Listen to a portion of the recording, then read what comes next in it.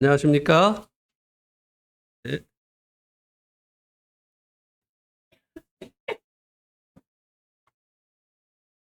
다들 어디 갔어요?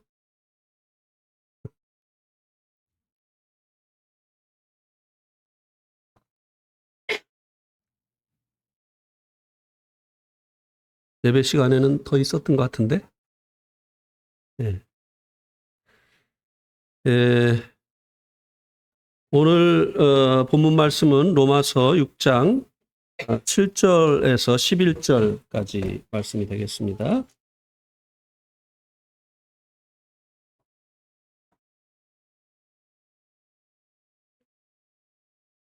로마서 6장 7절에서 11절.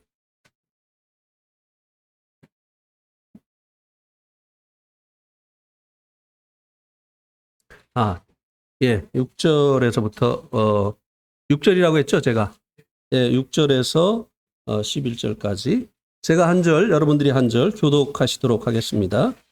우리가 알거니와 우리 옛사람이 예수와 함께 십자가에 못 박힌 것은 죄의 몸이 죽어 다시는 우리가 죄에게 종로로 타지 아니하려 함이니.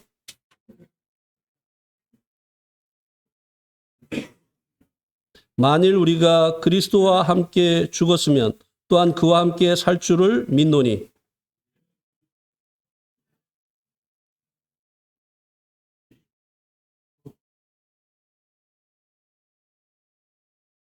그가 죽으심은 죄에 대하여 단번에 죽으심이요 그가 살아계심은 하나님께 대하여 살아계심이니.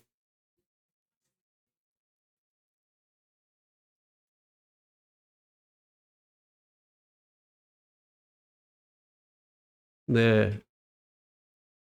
어, 앞에 사진이 하나 있는데요. 잘 안 보이시죠? 보여요? 그쪽 보입니까? 예. 꼬마 아이인데요.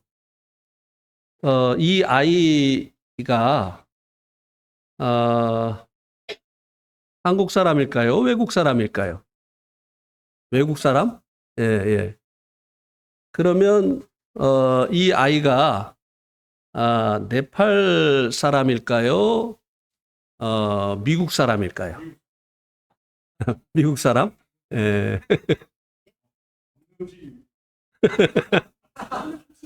네팔 사람이 아니고 미국 사람이라고요? 예. 예. 빵이? 예, 예. 그러면 다시 한번 물어보겠습니다. 맞힐 수 있는 기회를 드리겠어요? 이 아이가 인도 사람일까요? 카나다 사람일까요? 캐나다. 예. 이 아이의 엄마의 이름은 레이첼입니다. 그리고 이 아이의 아빠의 이름은 지원 라이예요.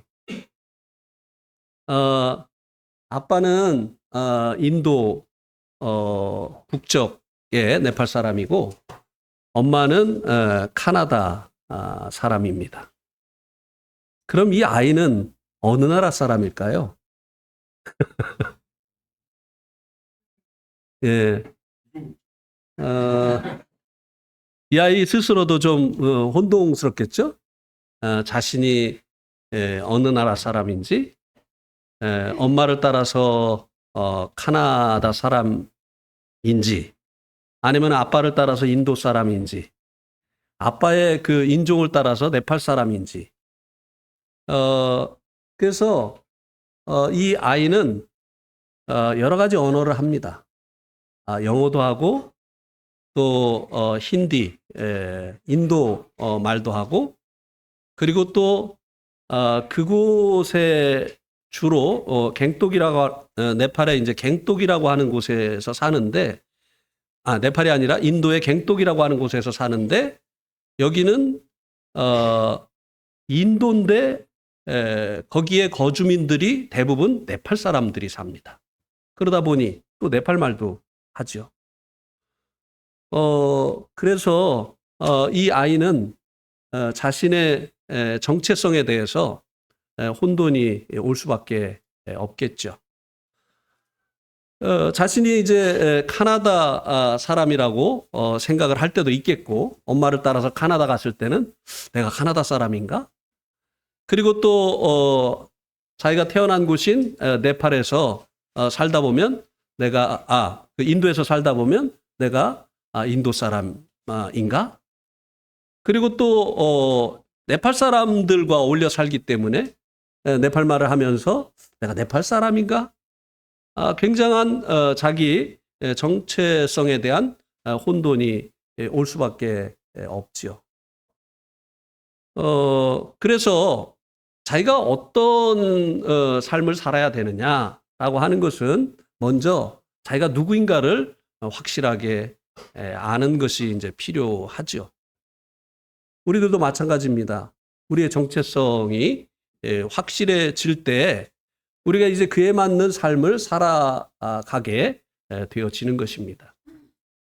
근데 이제 우리들 이 정체성에 대해서 확실히 알지 못하고 때로는 혼돈스러워하는 이와 같은 경우가 있는 것을 볼 수 있게 됩니다. 그래서 이제 성도들에게 가끔 당신은 죄인입니까? 의인입니까? 하면은 이제 두 가지로 대답을 하는 것을 보게 되죠. 그만큼 이제 자신의 그 정체성에 대해서 혼돈이 있다고 하는 것이죠. 어떤 분은 저는 의인입니다. 이렇게 이제 대답을 하는데 또 어떤 분은 저는 죄인입니다. 이렇게 또 대답을 하는 이런 경우를 이제 볼 수 있게 되는데요. 우리가 이제 어떤 삶을 살아야 되느냐는 우리가 어떤 사람이냐와 깊은 연관이 있기 때문에 먼저 우리가 어떤 사람이냐라고 하는 것을 아는 것이 참 중요합니다. 그런데 이제 우리가 다 이제 하나님의 자녀이고 하나님께 대해서는 자녀이고 그리고 또 주님에 대해서는 우리가 종이라고 하는 사실을 주님의 종이라고 하는 이 사실을 잘 알고 있는데요. 살아가다 보면 우리 삶에서 나타나는 그 열매로 인해서 정말 내가 하나님의 자녀인가? 정말 내가 주님의 그 종인가? 라고 하는 여하튼 정체성에 대한 혼돈이 찾아오는 경우가 있는 것을 경험을 하게 됩니다. 예. 그리고 이제 어떤 그 간증이나 고백을 하는 거 보면 이분이 아직도 자기가 죄인인지 의인인지 이게 분별이 안 되는 것이 아닌가 하는 이와 같은 듣는 사람들에게 혼란을 주는 이런 이제 간증을 하는 이런 경우도 있는 것을 볼 수 있게 되죠. 예. 자, 주님께서도 그런 것에 대해서 말씀을 하셨는데요. 요한복음 8장에 보시면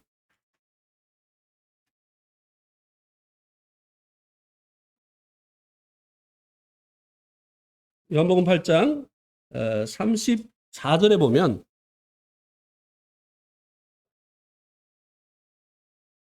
예수께서 대답하시되 진실로 진실로 너에게 이르노니 죄를 범하는 자마다 죄의 종이라. 이들은 자기들은 의인이라고 생각을 했어요.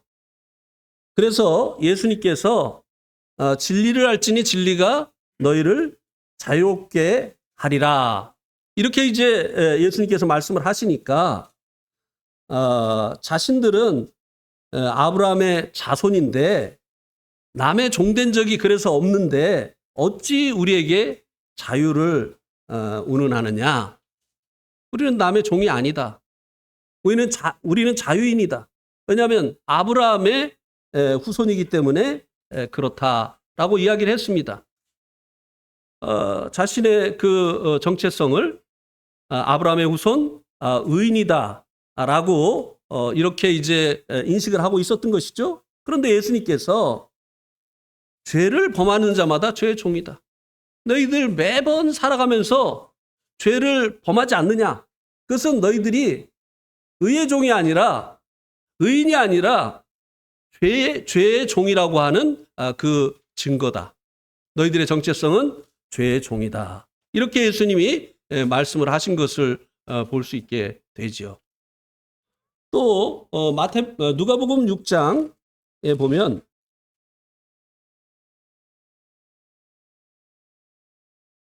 (46절에) 보면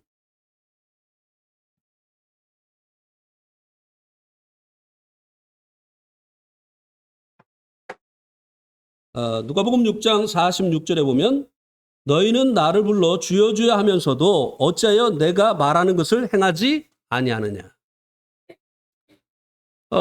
예수님이 그들의 주인이라면 종은 그 주인의 말을 행해야 되는 것이 아니냐. 그런데 너희들의 나에 대한 호칭은 주님이라고 하는데 내가 너희들에게 하는 그 말을 너희들이 왜 행하지 않느냐. 이렇게 이제 그들의 이 삶 속에서 나타나는 그 열매가 그들이 자신에 대해서 이제 생각하고 있는 그 자신의 그 정체성과 다른 그들의 정체성이 다르다고 하는 것을 증거해 주는 이런 경우가 있다고 하는 것입니다. 오늘 우리가 함께 읽은 이 말씀은 우리들의 이 정체성에 대해서 먼저 말씀을 해주고 있습니다. 우리가 이러한 사람이기 때문에 이러한 삶을 살아야 된다라고 하는 그 교훈을 주고 있습니다. 이것은 마치 군인이 되어지고 나면 군법을 따라서 살아가야 되는 것이죠. 군인이 되어진 이후에도 군인이 되기 전에 그 삶을 계속 살려고 한다고 한다면 이것은 잘못된 것이죠. 군인의 삶을 살아감으로 인해서 군인이 되어지는 것이 아니라 군인이기 때문에 군법을 쫓아서 또 육군이면 육군 복무 규정에 따라서 살아가야 되는 것이죠. 오늘 이 말씀이 우리들의 그 정체성에 대해서 말씀을 해주고 있는데요. 6장 7절에 먼저 보면 이는 죽은 자가 죄에서 벗어나 의롭다 하심을 얻었음이니. 오늘 이 말씀은요, 우리들이 죄에 대해서 죽은 자가 되어졌다라고 말씀해 주고 있고 또 의롭다 하심을 얻었다라고 말씀을 해주고 있습니다. 또 그렇기 때문에 11절에서는 이렇게 말씀해 주고 있죠. 너희 자신을 죄에 대하여는 죽은 자요 그리스도 예수 안에서 하나님을 대하여는 산 자로 여길지어다. 우리가 죄에 대해서는 죽어서 죄에서 벗어났고 하나님 앞에 의롭다 하심을 얻은 의인이 되어졌기 때문에 죄에 대해서는 죽은 자요 그리스도 예수 안에서 하나님을 대하여는 산 자로 여기라고 말씀을 해주고 있습니다. 우리가 전에는 죄의 종이었죠. 그런데 하나님께서 우리 주님과 함께 죄의 종이던 우리의 옛사람을 십자가에 못 박아 주심으로 인하여서 죄에 대해서 죽은 자가 되게 하셨다고 하는 것입니다. 그리고 이제 성령님으로 말미암아 주님 안으로 우리들이 들어와서 주님과 연합되게 하심으로 인해서 의에 대해서 산 자가 또 하나님께 대해서 산 자가 되게 하셨다고 하는 것입니다. 이것이 우리의 정체성이죠. 죄의 종이던 우리가 그 죄에 대해서 죽었다고 하는 것입니다. 여러분, 이 종은요, 그 주인이 누구냐가 참 중요합니다. 그죠? 주인이 나쁜 사람이면 이 종은 그 주인이 시키는 일이 나쁜 일이기 때문에 늘 나쁜 일을 하면서 살아갈 수밖에 없습니다. 주인이 인신매매를 한다든지 또 이런 이제 고리대금업을 한다든지 이런 이제 악한 주인들이 있잖아요. 이런 주인에게 속한 이 종들은 늘 그런 일을 하면서 살 수밖에 없는 것이죠. 그러나 주인이 선한 그런 분이면 주인이 시키는 일이 항상 선한 일이기 때문에 그 종은 선한 일을 하면서 살아갈 수밖에 없는 것이죠. 종은요, 항상 자기 주인에 대해서만 의무가 있습니다. 그렇습니까? 종은 다른 주인에 대해서는 의무가 없어요. 자유해요. 만약에 여러분이 지금은 이제 뭐 노예제도가 이제 없는데 없지만 우리가 이제 직장 생활하는 것이 하나의 이제 종로로 하는 것이라고 이제 이렇게 이제 생각을 할 수가 있는데요. 사주가 우리들을 돈 주고 산 것이죠. 그 근무하는 시간 동안 우리가 이제 그 급료를 받고 그리고 그 사주의 일을 하기 위한 하나의 종이 되어진 것입니다. 그래서 우리가 어떤 회사의 직원이 되어졌다고 하는 것은 그 회사의 일을 하기 위한 종으로 부름을 받았다고 하는 것입니다.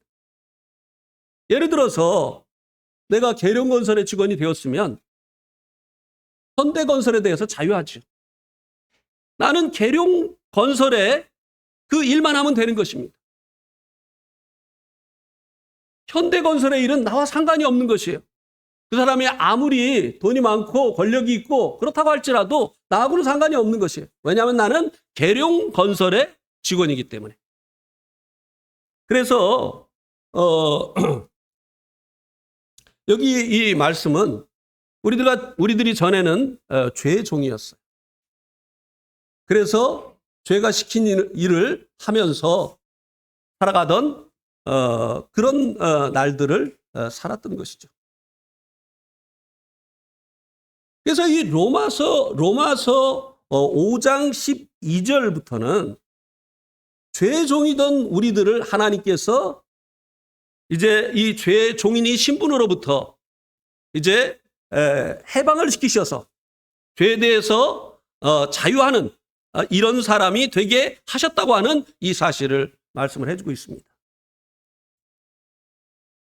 로마서 3장에서는 우리들이 범한 그 죄들에 대한 하나님의 대책이 무엇인가를 말씀을 해주고 있죠. 그리스도 안에 있는 구속. 예수님께서 우리들이 범한 죄를 대신해서 십자가에 돌아가신 이것, 예수님께서 그 흘리신 피로 우리들의 그 죄값을 치러주신 것, 이것이 우리들이 범한 죄에 대한 하나님의 대책이었다라고 로마서 3장에서 말씀을 해주고 있죠. 근데 로마서 5장 12절부터는 그 우리들이 범한 죄가 아니라 우리들을 종삼아서 계속 죄를 짓게 하는 옛 주인이든 옛 통치자이든 이 죄에 대한 하나님의 대책이 무엇이냐라고 하는 것을 말씀해 주고 있는 것입니다. 이 죄에 대한 이 대책이 무엇인가 하면 우리들을 죄에 대해서 죽게 하신 것이라고 말씀을 해주고 있습니다. 어떻게 우리들을 죄에 대해서 죽게 하셨다고 말씀을 해주고 있습니까? 우리가 같이 읽은 로마서 6장 6절에 보면 우리가 알거니와 우리 옛사람이 예수와 함께 십자가에 못 박힌 것은 죄의 몸이 죽어 다시는 우리가 죄에게 종노릇 하지 아니하려 함이니. 우리가 이제 다시는 죄에게 종노릇 하지 않게 하려고, 죄를 짓는 삶을 살지 않게 하려고 하나님께서 우리의 주인 노릇하던, 우리를 다스리던 통치하던 이 죄에 대해서 예수님과 함께 죽게 했다고 하는 것입니다. 여기서 말씀해 주고 있는 것은 예수님께서 우리들의 범한 죄를 위하여 죽으셨다고 하는 것을 말씀해 주고 있는 것이 아닙니다. 우리들이 범한 죄에 대한 하나님의 대책을 말씀해 주고 있는 것이 아닙니다. 여기서 말씀해 주고 있는 것은 우리들을 종삼아서 통치하던 이 죄에 대한 하나님의 대책을 말씀해 주고 있죠. 자, 5장 21절 한번 보세요. 5장 21절.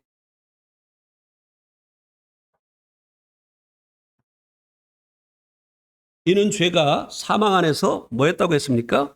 왕노릇 했다고 했어요. 죄는 우리를 통치했어요. 우리는 그의 종노릇 됐어요. 그런데 우리를 이렇게 다스리고 계속 죄를 짓도록 하던 이 죄에 대한 하나님의 대책은 죄의 종이던 우리의 옛사람을 예수님과 함께 십자가에 못 박아 주셨다고 하는 것입니다.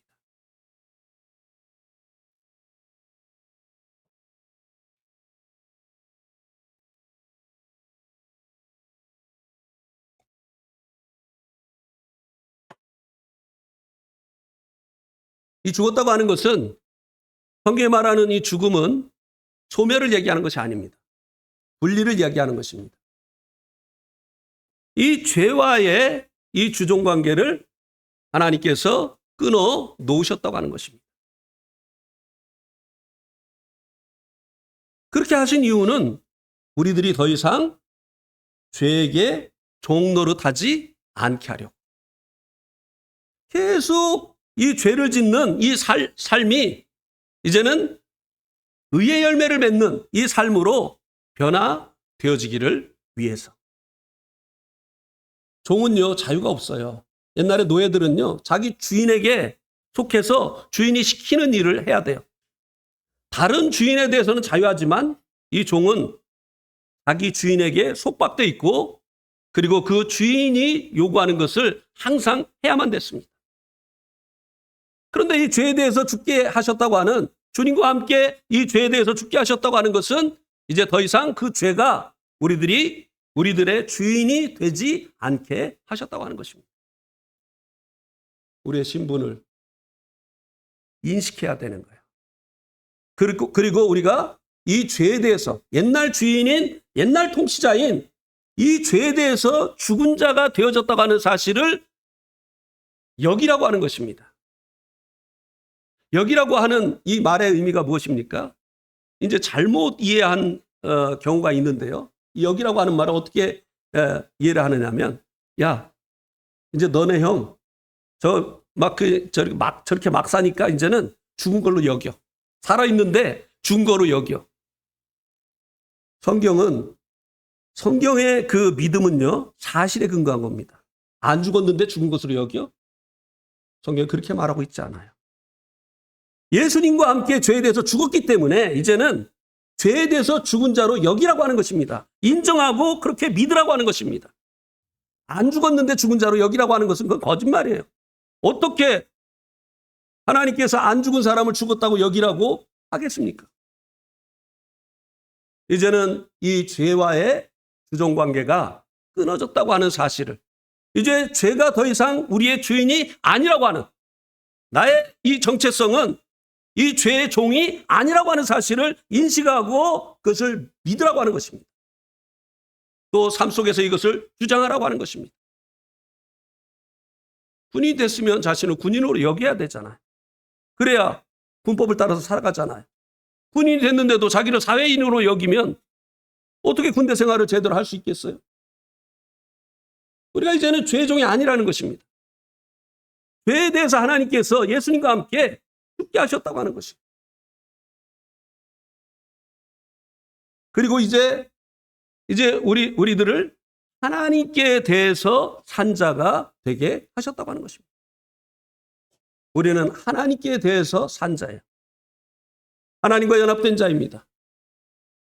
이것은 마치 무엇과 같으냐면요, 돌 감람나무에 이 가지를 잘랐어요. 그러면 이 돌 감람나무의 이 가지는 돌 감람나무에 대해서 이제는 죽은 것이죠. 돌 감람나무로부터 잘려 나온 이 가지는요, 더 이상 돌 감람나무 열매를 맺지 않습니다. 그죠? 그리고 이것을 참 감람나무에 접붙였어요.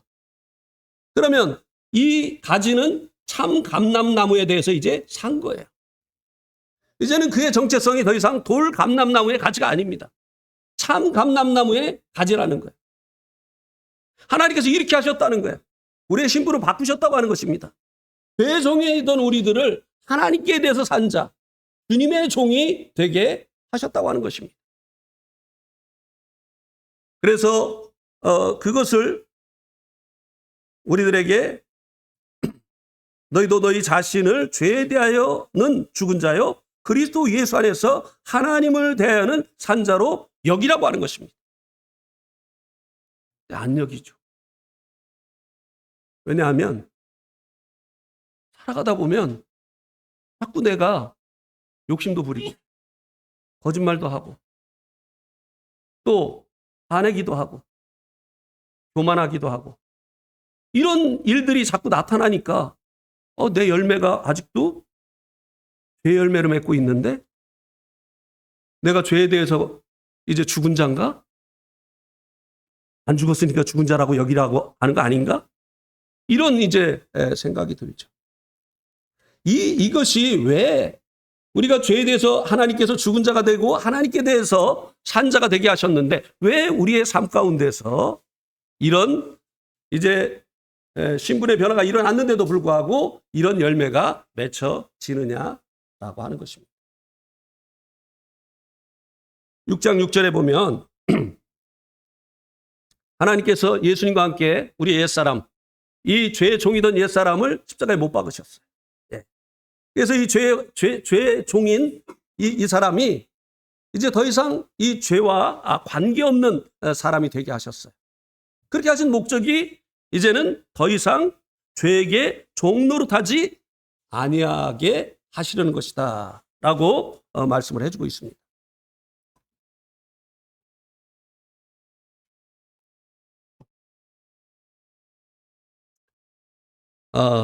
부탁드리는 것은요, 그렇게 하시는 분들이 많아서 감사한데요. 말씀을 들을 때는 말씀을 보세요. 자기가 가지고 있는 생각에다가 말씀을 자기가 가지고 있는 그 생각, 기존의 그 생각을 가지고 말씀을 이해하려고 하지 마세요. 지금 이 말씀을 가지고 얘기하고 있으니까 말씀이 그러한가 해서 이 말씀을 보세요. 여기 보니까 다시 한번 말씀을 드리지만 우리의 옛사람을 예수님과 함께 십자가에 못 박으신 죄의 종이던 옛사람을 이제 예수님과 함께 십자가에 못 박으신 그 목적이 무엇이라고 말씀해 주고 있습니까? 우리가 이제 더 이상 죄에게 종노릇하지 않게 하려 합니다. 예.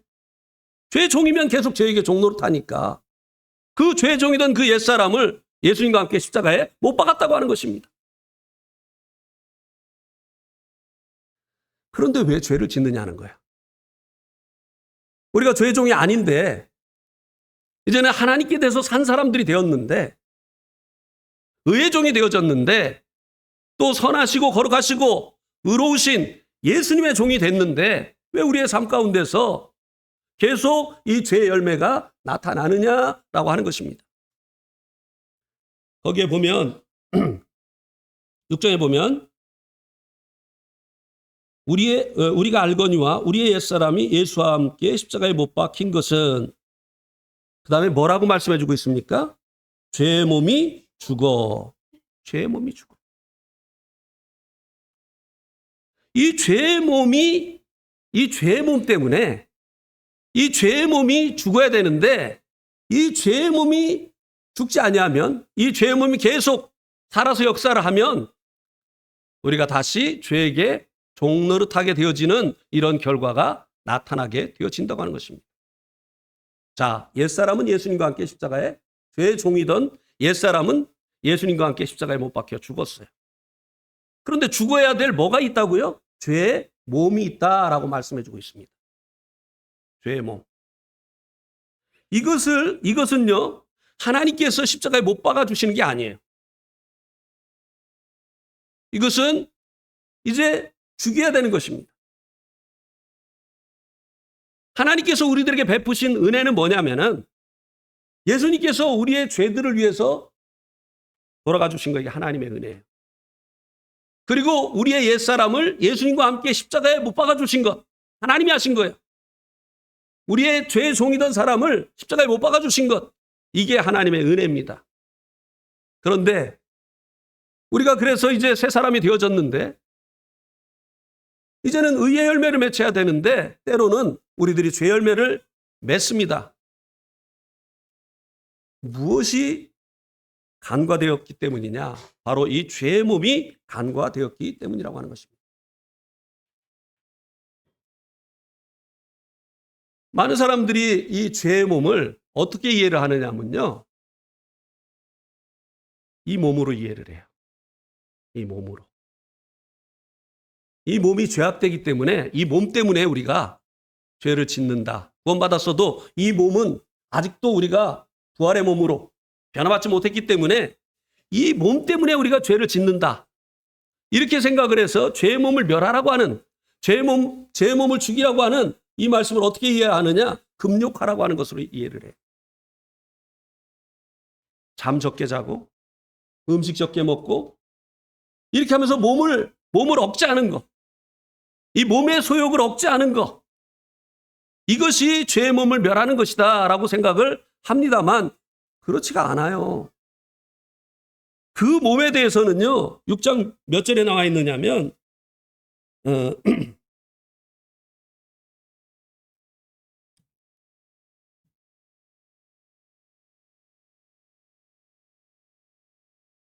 12절에 나와 있습니다. 이 몸에 대해서는 12절에 나와 있어요. 그러므로 너희는 죄가 너희 죽을 몸을 지배하지 못하게 하여 몸의 사욕에 순종하지 말고. 여기 보니까 죽을 몸이라고 말씀해주고 있죠. 우리의 이 몸은요, 죽을 몸입니다. 이 몸은 결국은 죽을 거예요. 네. 그래서 성경에서 말하는 이 몸은,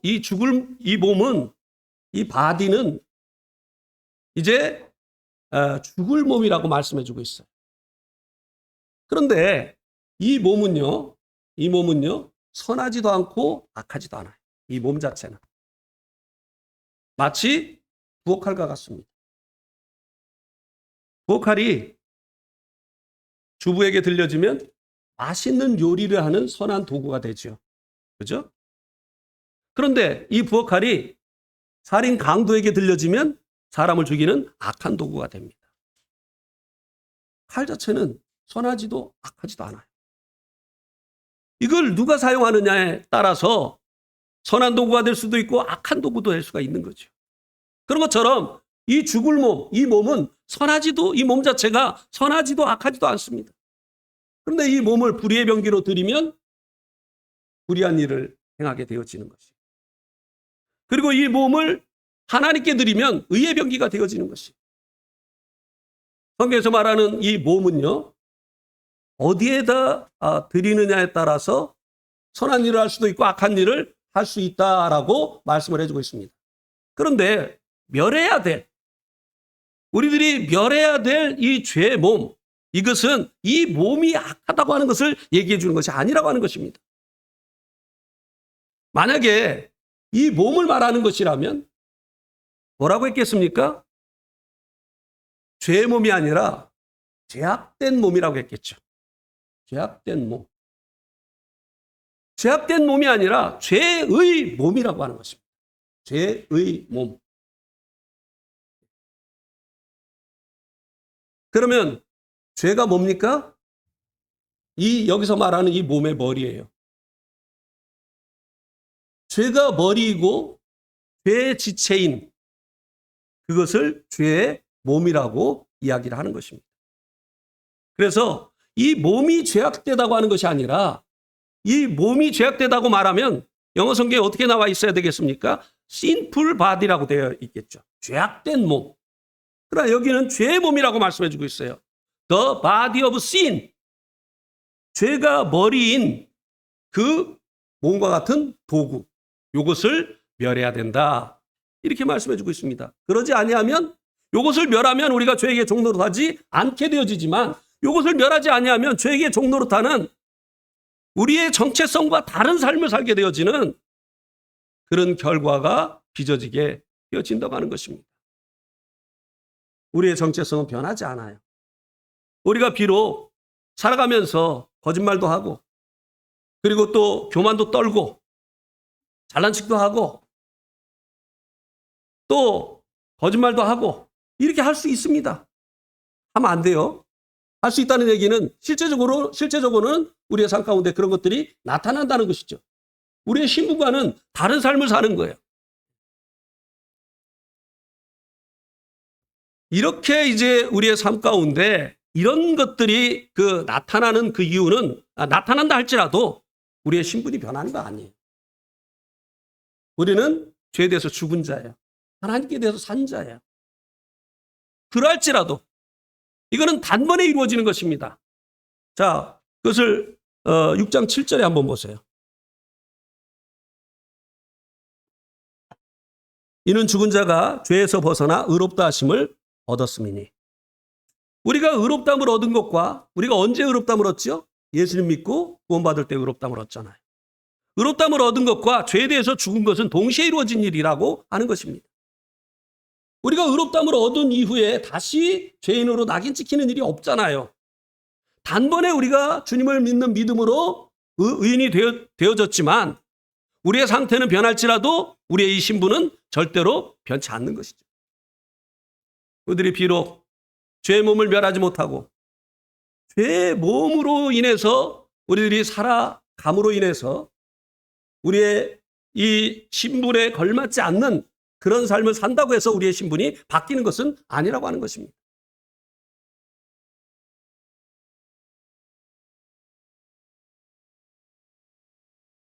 우리가 하나님의 자녀가 된 이 신분이 우리가 하나님의 자녀가 된 이후에 죄를 범하면 마귀의 자녀로 다시 바뀌는 것이 아니잖아요. 예. 이 세상에서도 한 번 태어난 그 사람은요, 아버지 말을 잘 들을 때도 있고 못 들을 때도 있는데 잘 들을 때만 그 아버지 아들이 아니잖아요. 그분의 아들인 것은요, 영원한 것이에요. 죽을 때까지 그분의 아들인 거예요. 아버지가 호적에서 파내버린다. 그래도 그분의 아들인 거예요. 예. 그분으로부터 태어났기 때문에 이 신분은 단번에 되어지는 것입니다. 그러나 여기서 말씀해 주고 있는 것은 우리들의 이 삶의 문제를 다루어 주고 있는 것이라고 하는 것입니다. 그래서 이제 우리들이 살아가면서 우리들의 신분에 걸맞는 이런 열매를 맺어야 되고 그런 이제 삶을 살아야 되는데 그렇지 못한 삶을 살게 되어지는 이유가 이 죄의 몸 때문이라고 하는 것입니다. 이 죄의 몸을 구체적으로는 멸하지 않기 때문이라고 하는 것입니다.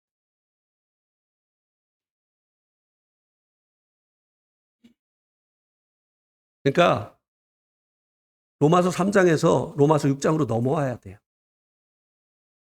그다음에 궁극적으로 어디로 가야 되느냐면 로마서 8장으로 가요.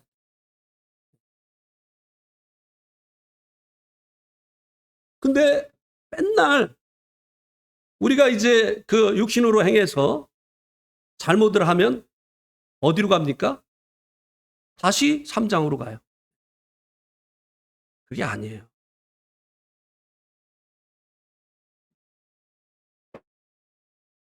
그럼 이 죄의 몸이 무엇이냐? 우리 한번 골로새서 3장을 한번 보시기 바랍니다.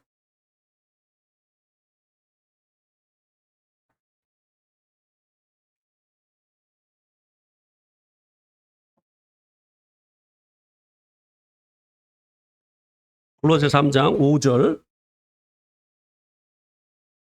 여기 보니까 그러므로 땅에 있는 지체를 죽이라.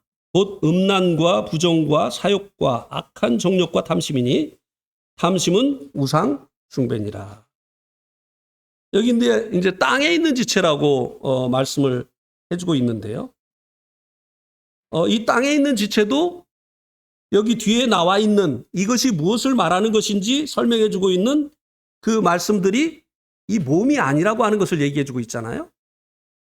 땅에서 살아갈 동안에 가지고 있는 이 몸을 얘기하는 게 아니라 땅에 있는 이 지체는 곧 무엇이라고요? 음란과 부정과 사욕과 악한 정욕과 탐심이다. 다음심 곧 우상숭배다. 이게 죄의 몸이에요. 죄가 사용하는 도구. 죄가 이제 더 이상 우리들의 주인이 아니거든요. 이제는 우리는 죄에 대해서 자유한 자예요. 죄의 종이 아닙니다. 해방됐어요.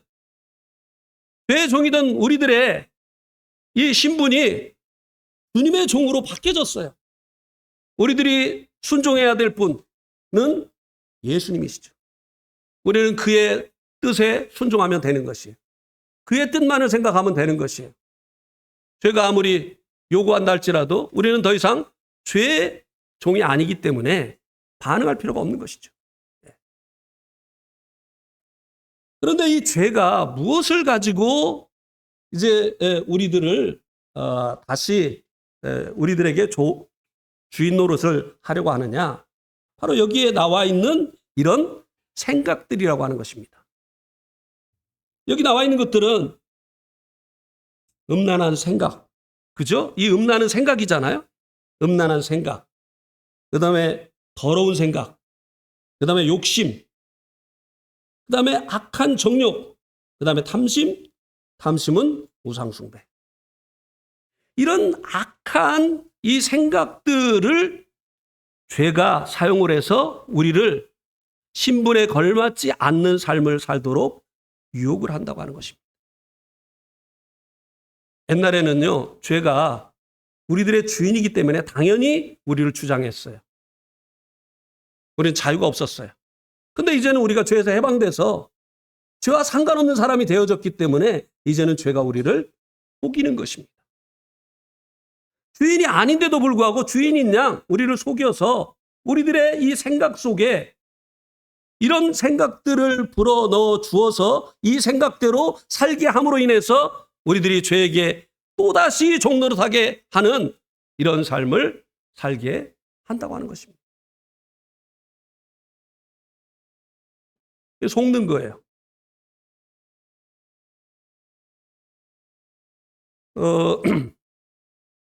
제가 예를 들어드리겠습니다. 미국에 이제 그 남북 전쟁이 있지 않았습니까? 그 전에는 이제 노예들이 있었습니다. 그런데 이 북군들이 내세우는 그 전쟁의 이유 중에 하나가 노예 해방이었어요. 그런데 다행히 이 북군의 승리로 이 전쟁이 끝나게 되어졌습니다. 그러자 북군의 대장이던 링컨이 노예 해방을 선포하게 됩니다. 북군의 이 승리로 인해서 이제 노예들이 해방을 얻게 되어졌습니다. 자기들이 노력해서 쟁취한 게 아니에요. 북군들의 그 전쟁을 싸우는 이 희생과 그리고 전쟁에서 승리한 이 승리를 통해서 그들이 노예 신분으로부터 이제는 해방을 받게 됐습니다. 자, 그들은 이제 노예 해방법이 선포된 다음부터 노예입니까? 아닙니까? 신분이 변했어요. 그럼 노예는 어떻게 됐습니까? 죽었어요. 노예는 없어요. 노예는 죽었습니다. 그들은 이제 노예가 아닙니다. 이제는 그들도 공원에도 갈 수 있고 극장에도 갈 수 있고 식당에도 갈 수 있어요. 옛날 노예 시절에는요. 감히 어디를. 이 노예들은요. 공원에도 갈 수 없었어요. 식당에도 들어갈 수가 없었습니다. 아무리 보고 싶어도 아무리 돈이 있어도 극장 갈 수 없었어요. 그런데 이제는 노예가 아니에요. 당당하게 공원에 갈 수 있어요. 당당하게 극장에 갈 수 있습니다. 이제 노예가 아니기 때문에. 옛 주인으로부터 해방되어졌기 때문에. 그죠? 그런데 문제가 무엇입니까? 노예는 아닌데 해방이 됐는데 그동안 주인에게 속해서 노예 생활을 할 때 형성되어진 노예 근성이 있어요. 그렇습니까? 안 그렇습니까? 오랫동안 노예 생활을 하다 보니까 그의 마음속에는 주인에 대한 두려움이 있어요. 노예가 아닌데도 그 주인 밑에서 노예 생활을 하던 그 주인에 대한 두려움이 있습니다. 그리고 시키는 일만 하면서 살았기 때문에 자기가 창조적으로 뭐를 잘 못해요. 예. 그래서 누가 시키기를 기다리는 거예요. 하루는 이 마이클이라고 하는 이 노예가 이제 해방을 받아가지고 이제 공원에 이제 나도 한번 가봐야 돼. 공원으로 가는데 앞에서 옛날 주인이 나타난 거예요. 그러니까 어떻게 되겠습니까? 자기가 노예가 아닌데도 불구하고 옛날 주인이 자기 앞에 나타나니까 위축되겠죠. 뭐 때문에요? 노예이기 때문에? 아니요. 노예 근성 때문에. 노예 생활을 했을 때 형성되어진 이런 생각들 때문에 주인이 나타나니까 위축이 되는 거예요. 딱 노예 자세가 또 나오는 거예요. 금방 막 나도 이제 자유하는 시민이다. 이렇게 하고 이제 가다가 주인이 딱 나타나니까 이렇게 됐어요. 그러니까 이 주인이 얘가 아직도 나를 무서워하는구나. 속인 거예요. 이 주인이. 자기가 주인이 아닌데도 불구하고 주인이 척 다시 하는 거예요. 야 마이클! 그러니까 이 마이클이 왜 그랬는데 이렇게 해야 되잖아요. 나는 이제 더 이상 당신의 종이 아니야. 이렇게 해야 되는데 마이클 그러니까 yes sir! 이게 종이 아닌데 종 노릇을 하는 거예요. 너 일로 와 그러니까. 왜 내가 당신한테 가야 되는데? 나 지금 공원 갈 거야. 이렇게 해도 그가 아무것도 할 수 없어요. 그런데 일로 와 그러니까 yes sir! 야 지금 집에 막 잔디를 안 깎아가지고 막 잔디가 그냥 막 수북해. 빨리 가서 안 깎아. 내가 왜 깎아야 되는데? 해야 되잖아요. 나 공원 갈 거야. 당신 나하고 상관없어 이제. 난 당신 노예가 아니야. 당신 내 주인이 아니야. 이렇게 여겨야 되잖아요. 네. 그런데 어떻게 하는 거예요? 가가지고 가서 잔디 깎고 있는. 이 사람 노예라서 지금 노예 노릇을 하는 겁니까? 노예 그 근성 때문에 주인에게 속아서 다시 노예 노릇을 하는 겁니까? 노예가 아닌데도 불구하고 노예 노릇을 할 때 형성되어진 그 사람 안에 있는 그 노예 근성, 주인에 대한 두려움, 이런 것들 때문에 그가 다시 종 노릇을 하는 거예요. 마귀가요, 이 죄의 몸, 우리가 죄에게 종 노릇을 할 때 가지고 있었던 이 생각들을 가지고 우리들을 다시 옛생활로 되돌리려고 한다고 하는 것입니다. 그래서 마귀가 이 죄를 통해서 우리를 통치했었던 것처럼 이 죄의 몸을 멸하지 아니하면 우리가 다시 죄에게 종노릇하는 이런 상태가 되어진다는 거예요. 그렇다고 해서 우리의 신분은 변하지 않아요. 그렇다고 해서 우리가 죄인 되는 거 아니에요. 죄종 되는 거 아닙니다. 그렇다고 해서 우리가 하나님의 자녀에서 다시 마귀의 자녀로 되어지는 것은 아닙니다. 그렇다고 해서 우리가 지옥 가는 거 아니에요. 천국 갑니다. 우리가 의인이에요. 하나님의 자녀예요.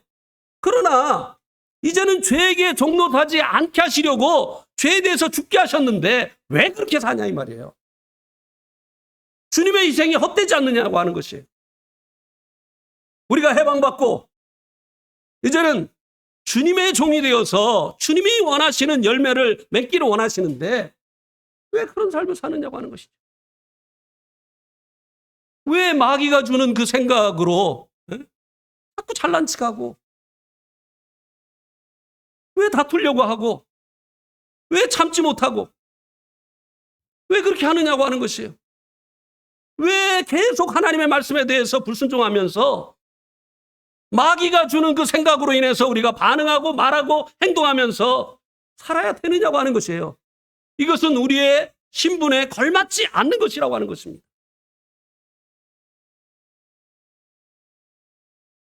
주님이 우리를 죄에 대해서 죽게 하신 것은요, 죄 짓고 주님, 그래도 우리는 의인입니다. 주님, 그래도 우리 이 죄를 사해 주셔서 감사합니다. 라고 맨날 반복하라고 주님이 그렇게 하신 거 아니고요. 이제는 의의 열매를 맺으라고. 주님의 그 뜻을 따라서 살아가라고요. 그래서 주님께서 우리들의 신분을 바꿔 주신 거라고 하는 것입니다. 예. 자, 보세요. 많은 사람들이 이야기합니다. 사람은 안 변해. 사람 안 변해요. 진짜로 사람 안 변해. 왜요? 그 사람들이 주님을 만나지 못했기 때문에. 주님을 만나지 못한 사람은요, 절대 변하지 않습니다. 그들이 아무리 좋은 교육을 받아도요, 그 교육이 그 사람 변화시켜주지 못해요. 겉모양만 바꿀 수 있어요. 또, 이 종교의 이 규례들이, 기독교는 율법이잖아요? 율법이 사람을 변화시켜주지 못해요. 예. 우리를 변화시켜주시는 분은 예수님이에요. 우리가 예수님을 영접하게 되어질 때 예수님이 영으로 우리 안에 들어오시는 것입니다. 그래서 우리의 이 단단하던 돌 같은 마음을 제하시고 고기같이 부드러운 마음으로 우리의 마음을 변화시켜 주시고, 그리고 우리 안에서 이제 이 죄를 이기고 이제 의의 열매를 맺을 수 있는 능력으로 우리 안에서 역사해 주시는 것이에요. 예수님 만난 사람들 안 변했습니까? 삭개오가 예수님 만난 이후에 계속 뇌물 받아먹고 자기 배만 불리면서 살았습니까? 아니에요. 변했잖아요. 내가 토색을 해서 얻은 것이 있으면 율법에는 두 배만 쳐서 갚아주면 되는데 어떻게 하겠다고요? 4배나 쳐서 갚겠습니다. 변했어요. 내 소유의 절반을 팔아서 가난한 자들에게 주겠습니다. 변합니다. 예수님이 우리를 변화시키십니다. 죄의 종이 의의 종이 되게 하시는 거예요. 예수님 믿고 나면 변해야 돼요. 우리들의 삶의 열매가 나타나야 됩니다. 예수님이 우리의 주인이라고 하는 이것을 입증하는 이런 열매들이 나타나야 되는 것이에요. 그러기 위해서는 죄의 몸을 멸해야 되는 것이에요. 마귀에 속지 말아야 됩니다. 이것은 주님께로부터 온 것이 아니에요. 죄의 몸을 멸하여 죄에게 종노를 하지 않게 하시려고. 주님께서 우리의 죄의 종이던 옛사람을 예수님과 함께 십자가에 못 박아 주셨다고 하는 것입니다. 우리가 한 가지 더 기억해야 될 것이 있습니다. 이게 뭐냐면은 죄에 대해서 우리가 죽었다고 하는 것입니다. 죄에 대해서. 자, 로마서 6장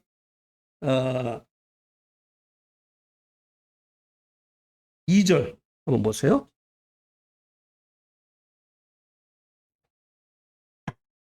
그럴 수 없느니라. 죄에 대하여 누가 죽었다고요? 죽은 우리가 어찌 그 가운데 더 살리.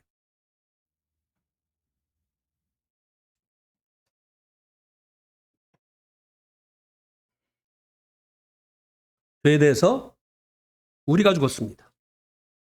죄의 종이던 우리가 죽었어요. 우린 그리스도 예수 안에서 주님의 종이 되어진 새로운 사람이 됐어요. 하나님께 대해서 불순종하던 우리들이 하나님의 뜻을 기뻐하는 사람으로 우리는 다시 태어났어요. 죄에 대해서 우리가 죽었어요. 근데 많은 사람들이 죄가 죽었다고 해요. 그러니까 이 죄가 우리를 속이고 죄의 몸을 통해서 우리를 다시 죄에게 종노릇 하려고 하면 내가 안 죽었나? 이런 이제 생각을 하게 됩니다. 내가 죽었는데 왜 또 이런 생각이 들지? 내가 죽었는데 왜 내가 이런 말을 하고 이런 행동을 하지? 이게 뭐라고요? 죄가 우리를 속이고 죄의 몸을 통해서 우리를 죄에게 다시 종노릇하게 하려고 하는 것입니다. 이것은 우리가 가진 생각이 아니에요.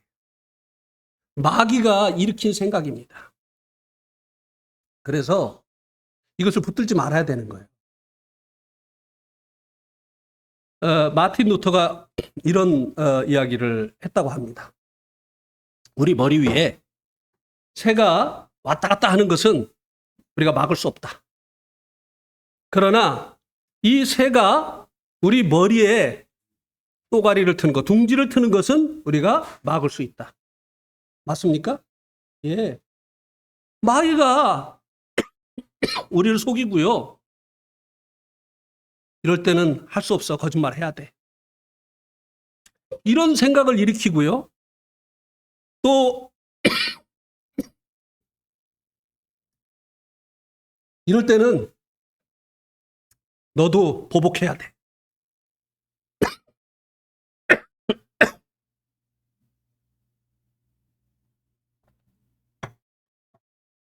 이런 생각을 일으키는 거예요, 마귀가.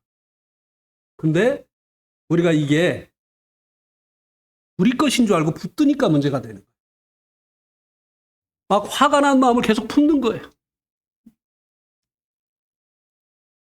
그러니까 이 마귀가 여기서 이제 우리의 마음을 사로잡고, 그리고 이제 마음이 사로잡히니까 그것을 쫓아서 말하게 되어지고 또 행동하게 되어지는 이런 결과가 나타나는 것입니다. 그래서 우리가 죄의 종이던 우리가 죄에 대해서 죽었지 죄가 죽은 것이 아니라고 하는 것입니다. 이 죄는요, 주님 앞에 갈 때 완전히 벗어버리는 거예요. 이 죄가 아직도 우리들의 이 육신이라고 하는, 여기서 말하는 육신은 본성을 얘기합니다. 이 본성 속에 이 죄가 아직도 자리를 잡고 있는 거예요. 그래서 이 죄가 자꾸 옛날 우리들의 주인이던 그 주인 노릇을 계속 하려고 하는 이와 같은 시도를 한다고 하는 것입니다. 속지 마세요. 우리의 주인은 주님이에요. 우리는 주님에 대해서만 의무가 있습니다. 죄는 더 이상 우리의 주인이 아니에요. 죄의 요구에 대해서 우리가 따라야 될 하등의 이유가 없습니다. 우리는 이제 죄의 종이 아닙니다. 죄에 대해서 죽은 자예요. 반응하지 마세요. 이것은 마치 해방되어진 노예가 다시 옛 주인이 시키는 일을 하는 것과 똑같은 것이라고 하는 것입니다. 우리가 반응해야 될 것은 주님 주시는 말씀이에요. 성령님의 인도하심입니다. 주님께서 성도들을 통해서 때로 말씀하시는 그 말씀입니다. 그것에 우리가 반응하는 것이에요. 이것이 죄의 몸을 멸하는 것이에요. 로마서 8장 13절 한번. 로마서 8장 13절. 한번 같이 읽어봅시다. 시작. 너희가 육신대로 살면 반드시 죽을 것이로되 영으로서 몸의 행실을 죽이면 살리니. 육신대로 살면, 본성대로 살면, 이 본성에는 죄가 있잖아요. 이 본성은요, 죄에게 정복당한 이런 그 성품이에요. 그래서 이 육신대로 살면 그 결과가 무엇입니까? 하나님과 분리되는 것이고 하나님 앞에 계산되어지지 않는 시간을 사는 거예요. 우리가 육신대로 사는 것은요, 하나님 앞에 가면요, 하나도 없어요. 이 마귀에게 속아가지고요, 우리가 육신대로 말하고 행동하고 이렇게 산 시간들은요, 죽은 것이에요. 하나님 앞에 가면은 없는 것입니다, 이것은. 그러면, 그 다음에 말씀해 보면, 영으로서 몸의 행실을 죽이면 살리라. 우리가 죄의 몸을 멸하는 그 방법이 무엇이냐? 영으로 사는 거예요. 자, 지난번에도 말씀을 드렸습니다만 주님께서 부활하신 후에 40일 동안 계시면서 제자들에게 하나님 나라의 일을 말씀하셨어요. 그리고 제자들에게 당부하셨습니다. 하나님께서 약속하신 것이 오기까지 예루살렘을 떠나지 마라. 이렇게 제자들에게 당부를 하셨습니다. 왜 당부를 하셨을까요? 왜 예루살렘을 떠나지 말라고 예수님께서 그 제자들에게 당부를 하셨을까요? 떠날 가능성이 농후했던 거예요. 그 당부를 받은 사람이 고린도전서 15장 6절에 보면 몇 명이었다고 말씀해 주고 있습니까? 500명이었다고 했어요. 그런데 예루살렘, 예수님이 그 승천하시는 장면을 보고 그 감람산에서 예수님이 승천하신 것을 보고 500명 중에 몇 명이 예루살렘으로 돌아왔죠? 120명. 120명. 나머지 380명은요. 육체를 따라서 간 거예요. 왜요? 예루살렘은 자기에게 너무 위험한 곳이기 때문에. 예수님 반역죄로 돌아가셨어요. 반역자를 따르는 자들은 똑같은 죄로 정죄를 받고 처형을 당할 수 있습니다. 자기의 안위를 구한다고 한다면 예루살렘은 이제 가지 말아야 될 곳입니다. 자기의 안위를 구한다고 한다면 예루살렘으로부터 멀리 가야만 됩니다. 예수님이 그걸 아셨던 거예요. 그들이 예루살렘을 이제 떠나려고 하는 이런 마음을 가지고 있는 것을 주님께서 아셨던 것입니다. 그래서 예루살렘을 떠나지 말라고 하셨던 것입니다. 자기의 안위를 위해서 예루살렘을 떠나려고 하는 이 마음, 이 육신의 마음을 어떻게 120명은 멸했습니까? 주님의 말씀을 쫓아서 순종함으로 인해서. 이게 영으로서 이 육을 죽이는 것입니다. 우리가 이런 상황이 얼마나 많이 있습니까? 이렇게 하면 내가 손해야. 근데 그게 주님의 뜻이야. 그럼 어떻게 해야 되죠? 내가 손해보더라도 나의 이익을 쫓아서 가고 싶은 이 마음, 이 육신의 마음을 쫓지 아니하고 주님의 그 말씀을 쫓아서 가는 것. 이게 영으로서 육신을 멸하는 것이라고 하는 것입니다. 이렇게 하게 되어질 때 우리가 새로운 삶을 살게 되어지는 거예요. 변화되어지는 것이에요. 또 우리가 주님을 닮아가게 되어지는 것입니다. 우리 안에서 성화가 이루어지는 것입니다. 우리의 삶 속에서 열매가 맺어지게 되어지는 것이라고 하는 것입니다.